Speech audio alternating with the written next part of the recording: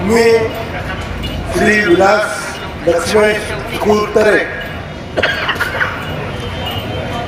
विधानसभेचा सदस्य म्हणून निवडून आलो असल्याने ईश्वर साक्ष शपथ घेतो की कायद्याद्वारे स्थापित झाले अशा भारतीय संविधानाबद्दल मी खरी श्रद्धा व निष्ठा बाळगेन, भारताची सार्वभौमता व एकात्मता उन्नत राखेन आणि आता जे कर्तव्य मी हाती घेणार आहे ते निष्ठापूर्वक पार पाडेन.